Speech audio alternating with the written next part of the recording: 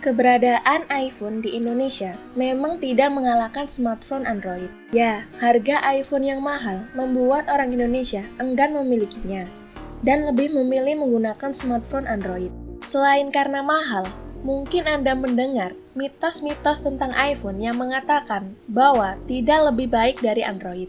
Anggapan tersebut memang tidak salah, tetapi juga tidak sepenuhnya benar. Banyak mitos yang beredar selama ini tentang iOS yang terus-menerus dipercaya, tanpa mengetahui fakta yang ada. Kamu lebih baik mengetahui bagaimana sistem operasi iPhone bekerja. Berikut 9 mitos tentang iPhone atau iOS yang salah kaprah. 1. iPhone kebal terhadap virus. Banyak orang yang berpikir bahwa iOS adalah sistem operasi yang tertutup, sehingga tidak mungkin ada malware atau virus yang bisa masuk ke iPhone. Namun, hal ini tidak benar.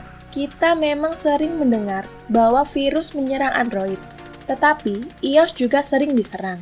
Aplikasi di App Store ternyata tidak selalu aman. Beberapa waktu lalu, Apple sempat memblokir beberapa aplikasi pemblokir iklan karena dianggap membahayakan. iOS juga rentan terhadap berbagai serangan yang bisa terjadi melalui jaringan Wi-Fi di berbagai tempat. Misalnya tempat makan, bandara, dan pusat perbelanjaan. Walaupun Anda hanya sekali saja menggunakan Wi-Fi yang membahayakan, hacker bisa saja masuk ke sistem di smartphone Anda dan mengakses berbagai informasi pribadi. 2. Tidak bisa mengubah tampilan iOS. Banyak pengguna Apple berpikir bahwa tampilan iOS tidak bisa diubah seperti di Android. Apple kini sedikit luas agar pengguna bisa mengubah sedikit tampilan iOS-nya. Jika selama ini banyak pengguna iOS yang mengeluh tidak bisa menggunakan keyboard default yang digunakan sistem operasi Apple, kini Apple mengizinkan di iOS 8 Anda sudah bisa mengubah keyboard default dengan alternatif aplikasi keyboard lainnya. Ya, kemampuan ini dulunya hanya bisa di smartphone Android saja. 3. Aplikasi bagus akan muncul di iOS terlebih dahulu. Mitos bahwa semua aplikasi yang keren akan diluncurkan pertama kali di iOS. Ini tidak sepenuhnya benar. Memang ada beberapa pengembang yang merilis aplikasinya di iOS terlebih dahulu, tetapi mereka juga berusaha secepatnya untuk merilis di sistem operasi lainnya. Ada juga pengembang yang memilih merilis aplikasinya di iOS dan Android secara bersamaan, agar bisa digunakan oleh banyak orang. Selama ini, pengembang memilih merilis aplikasinya di iOS karena mereka kebanyakan dari Amerika. Seperti yang Anda tahu, dahulu di Amerika, iPhone sangat mendominasi, sehingga para pengembang ini lebih memilih merilisnya di iPhone. Berbeda dengan saat ini, pengguna Android sudah mengungguli iOS. 4. Charging semalam merusak baterai. Semua perangkat elektronik yang bersifat portable pasti menggunakan baterai sumber tenaga utama. Setiap baterai juga pasti punya spesifikasi yang jelas, baik tegangan, hambatan, dan daya yang dapat dikeluarkan serta diterima. Selama ini, banyak pengguna perangkat iPhone yang menganggap bahwa melakukan charging semalaman dapat merusak baterai. Hal ini tidaklah benar. Perangkat iPhone sudah menggunakan teknologi baterai lithium-ion yang aman dan ramah lingkungan. Apple juga sudah mendesain bagian sirkuit charging di setiap perangkat iOS agar secara otomatis dapat memutus arus listrik yang masuk ketika indikator baterai sudah tercatat dalam mode penuh. 5. Menggunakan kabel dan charge murah tidak masalah. Apple punya lisensi MFI untuk setiap aksesoris yang mendukung perangkat iOS dengan standar yang sudah diberikan, baik berupa kabel data, USB power, adapter, flash driver dengan koneksi Lightning atau mungkin aksesoris baterai tambahan dalam bentuk case. Standar MFI tentunya tidak sekedar diberikan untuk membuat harga aksesoris pihak ketiga menjadi lebih mahal dibanding aksesoris curah atau murah yang dapat kamu beli di toko biasa. Namun, juga sebagai bukti bahwa aksesoris tersebut dapat berjalan dengan standar yang sesuai dengan petunjuk dari Apple. Jadi, apakah menggunakan kabel dan charge murahan tidak akan menimbulkan masalah? Jawabannya salah. Aksesoris yang tidak menggunakan standar pasti punya efek buruk yang dapat terjadi pada perangkat iOS kesayangan kamu.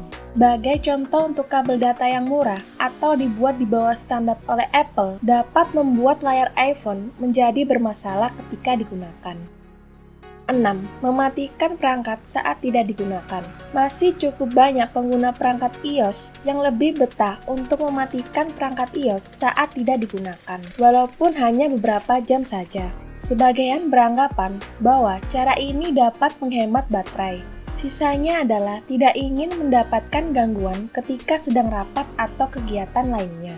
Sebetulnya, mematikan iPhone saat tidak digunakan bukan cara paling tepat untuk menghemat pemakaian baterai, apalagi jika dalam waktu yang singkat. Karena proses menyalakan kembali nanti pasti butuh baterai yang lebih besar dibanding mode standby. Sedangkan untuk kamu yang sedang tidak ingin diganggu oleh perangkat iOS dalam beberapa waktu ke depan, silakan gunakan fitur yang sudah ada. Mulai dari mute button, do not disturb, atau balik layar menghadap ke arah meja untuk mematikan fitur Hey Siri secara sementara. 7. Baterai boros tanpa dipakai, harus ganti. Pertanyaan ini beberapa kali masuk ke akun Twitter MaxMax karena sejumlah pengguna merasa heran. Baterainya bisa terus berkurang padahal tidak sedang digunakan. Jawabannya sederhana saja. Ada fitur yang tetap berjalan di belakang layar dan mode standby memang memerlukan baterai. Jadi, apakah baterai yang mendadak boros tanpa dipakai artinya baterai sudah rusak? Belum tentu, kamu harus melakukan beberapa pengecekan terlebih dahulu sebelum memastikan hal tersebut. Bisa saja baterai kamu digunakan untuk unggah dokumen foto dan video ke iCloud Foto pada saat malam hari, sesuai standar ketentuan dari Apple. Atau mungkin kamu punya banyak notifikasi dan email yang terus masuk semalaman. 8. Hapus aplikasi dari background, bikin iPhone ngebut. Semenjak iOS 4, Apple mengenalkan fitur multitasking untuk perangkat iPhone dan iPad, yaitu menjalankan aplikasi lain di belakang layar. Masih banyak yang beranggapan bahwa semakin banyak aplikasi yang kamu simpan di multitasking akan membuat perangkat iOS menjadi lemot, kehabisan RAM, atau error. Mitos ini jelas salah, karena Craig Federighi pernah memberikan jawaban tersebut kepada salah satu Apple fanboy yang mengirim email kepada Tim Cook. Laman Apple Support juga sudah menjelaskan bahwa Apple menggunakan sistem operasi yang dapat melakukan multitasking, namun tetap hemat RAM. Proses canggih tersebut dapat membuat RAM tetap hemat. Kamu hanya perlu mengeluarkan aplikasi tersebut dari multitasking jika memang benar ada kendala seperti error atau hal lainnya. 9. Update OTA bikin iPhone bermasalah. Update OTA adalah update iOS dengan cara download langsung dari perangkat, atau yang lebih dikenal dengan nama over the air.